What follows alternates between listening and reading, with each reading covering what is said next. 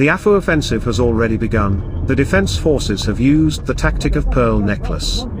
The AFU headquarters systematically threads pearl after pearl, constantly creating new foci for the enemy, a new theater of combat operations, and Russia is forced to stretch its resources. The counteroffensive did not start as everyone expected. But it is already underway, because the defense forces on all flanks are testing the enemy, using a large number of equipment and forces. We can see it now from the losses of the Russian side, which are reflected in the reports. They have almost doubled. Now the final phase of this counteroffensive has not yet been realized. No decisive reserves have been brought into the fight, but the counteroffensive is already evident in many directions. It began with the tactic of 1,000 cuts, when the Ukrainians in many directions simultaneously strained the Russian defense, looking for weaknesses in it.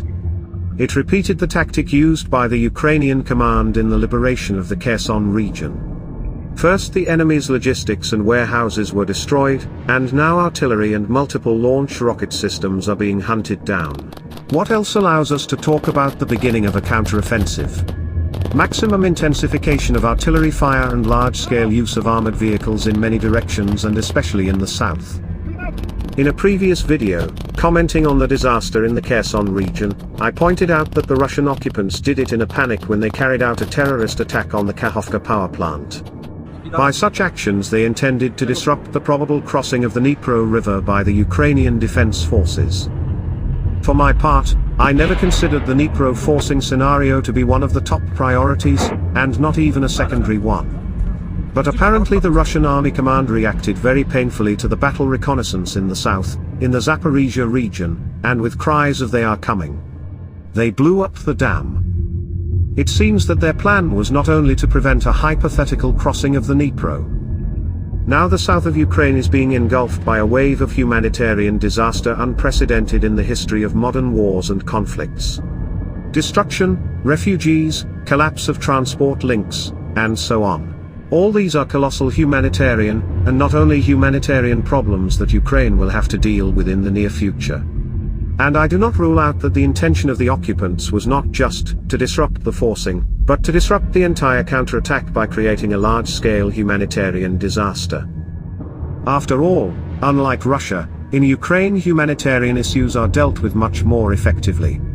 It is in Russia that the residents of Shebekino are left to their fate, forgetting about the existence of such a village at all. And it was precisely by the catastrophe that the occupiers decided to delay the advance of Ukrainian forces. Except that by committing such a monstrous crime, comparable to the use of weapons of mass destruction, they had no effect on the preparation and conduct of the Ukrainian offensive, but only showed the whole world that the issue with Manic Russia should be resolved as quickly and as harshly as possible. This is how people in Russian-occupied territories sit on their roofs, water in their houses under the ceiling. There is no communication with many people. When the water comes off, there will be many dead. The occupants do nothing to evacuate anyone. Moreover, they forbid people to leave and take away boats. As it usually happens, one crime leads to a chain of others.